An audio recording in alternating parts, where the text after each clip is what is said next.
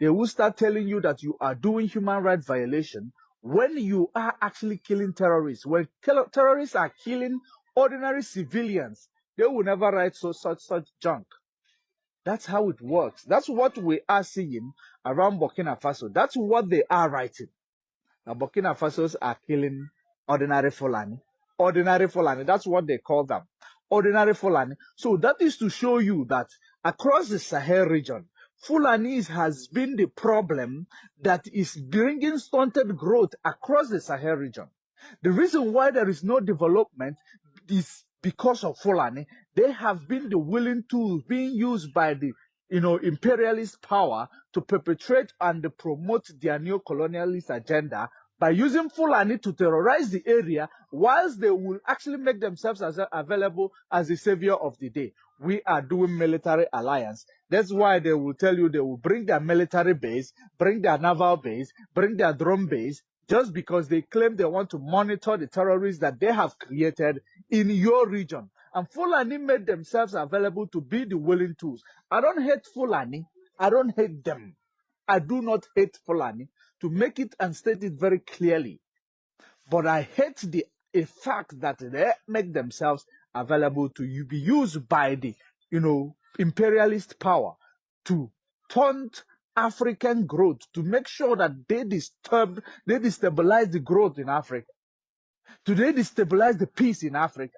Because it will look like it is black on black violence. Now, European white people are coming to be the savior of the day. Because they are now reporting that black people are killing black people in the name of Burkinabes are killing the civilians of Fulanis. There is no such thing. If your brother becomes actually is going to be the problem for your growth, if your brother does not want to move forward, your brother does not want to actually go backward, your brother does not want to step aside, you push them down. You know what is push them down? That is the level where we are right now. For Africa to be developed, if you have to go through that black man who is a sabo, who is sabotaging that thing that is going to make Africa to grow, that is, you can go through them. They cannot be the impediment of African growth. So now, the Fulanis are being repelled across the Sahel. The only place they have access is to Nigeria, because the leaders of Nigerians are being controlled by Fulani oligarch. And now, which is Fulani oligarch, are being controlled by Britain. Have you seen?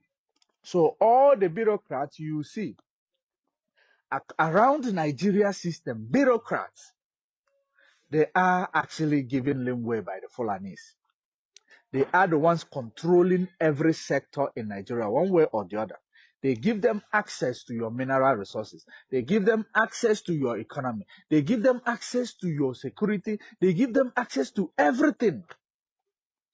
In the last 63 years, you had independence.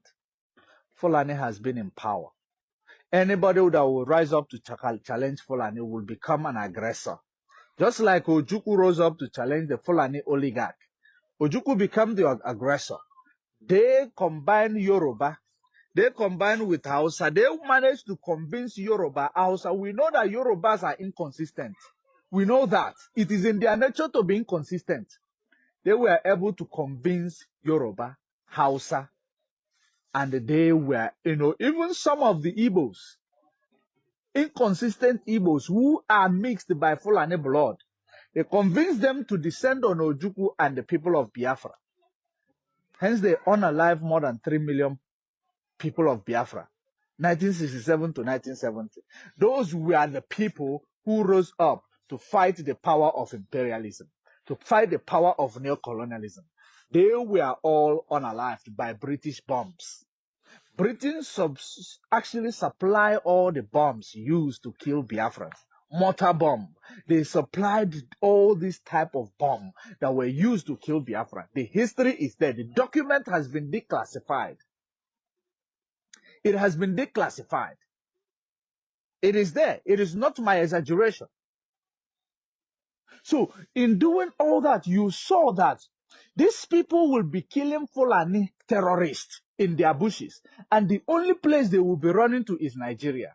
If there is a leader in Nigeria who prioritize your security, I'm talking about those of you Hausa people who are in the north, who are going to make your porous border that these terrorists are using to get into Nigeria to kill you people, because you people are not given a voice. I don't know what type of human being you people called Hausa people or even good Fulanis that are actually have settled in Nigeria. I don't know what type of human being you people are. We don't hear your voice. These people come from everywhere. They unalive you. Your problem becomes Igbo. They born you today as a Yoruba man. They tell you your problem is Igbo. They born you Hausa man. They tell you your problem is Igbo. They even born Fulanis who don't know nothing. They tell them their problem is Igbo. Because Britain made you to believe that your problem is Igbo. The Fulani, you are terrorists coming from across the Sahel, are coming now to show you who is your problem.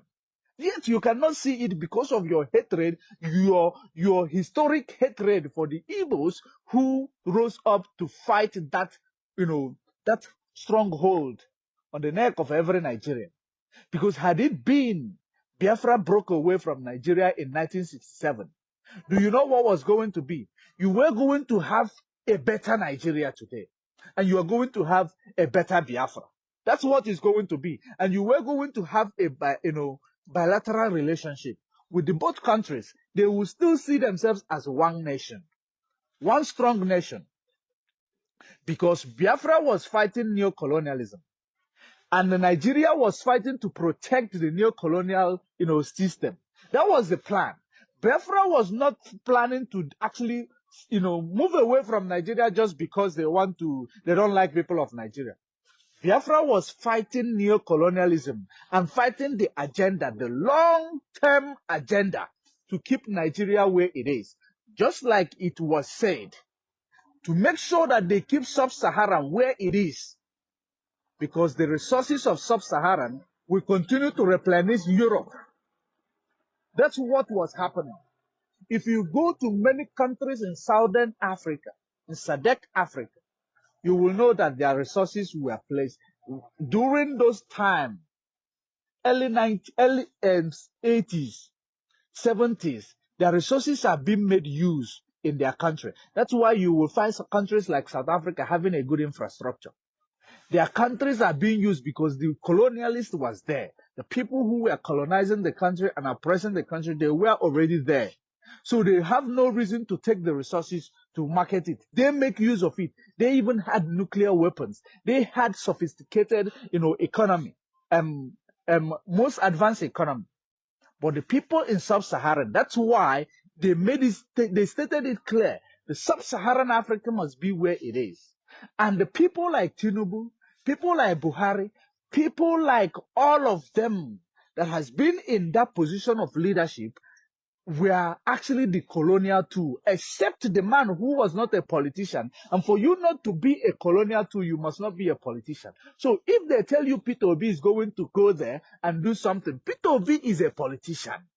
As long as you have grassroots of politics in you, politics run that is created and controlled by the imperialists. So how can you be born of imperialists and you want to fight imperialists under the system made by imperialists? Have you seen the reason why Ojukwu decided to separate himself from politics of the imperialists and build a nation that will be independent of imperialists? And the Nigeria, Fulani, Yoruba, Hausa, you descended on Biafra. You killed Biafra. In Biafra, the African freedom died.